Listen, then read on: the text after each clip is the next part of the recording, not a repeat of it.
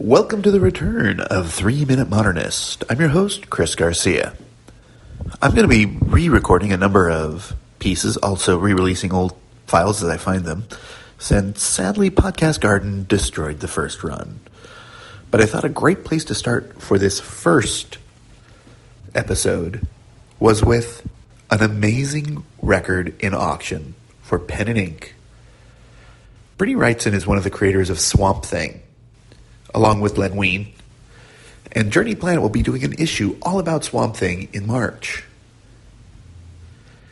But he also is famous for doing illustrations for Marvel's Illustrated's issue Frankenstein.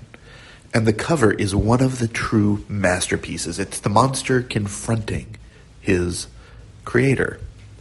It's a beautiful piece. It's gorgeous. And at auction, it sold for $1.2 million.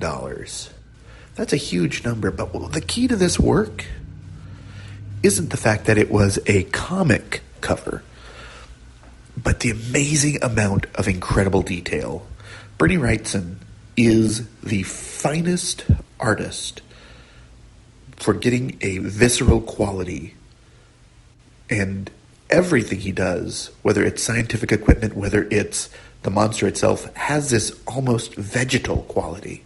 And looking at it, it looks like a jungle piece, but most of it is test tubes and tubing and wires. It feels primal.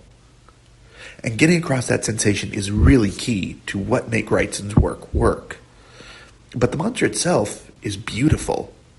It's so well rendered, and it feels as if it were influenced by the incredible Charles Ogle performance as the monster in 1910. Of course, there's also a Swamp Thing aspect to it, this coming in 1983, 10 years after the creation of Swampy. The overall attitude of this work is not only tension, but question.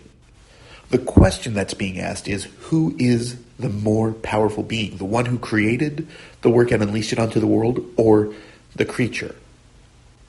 And this question permeates Frankenstein itself, but here it is pointed to a moment in time. That's why it sold for $1.2 million. That's why I consider Bernie Wrightson to be one of the finest artists of the 20th century.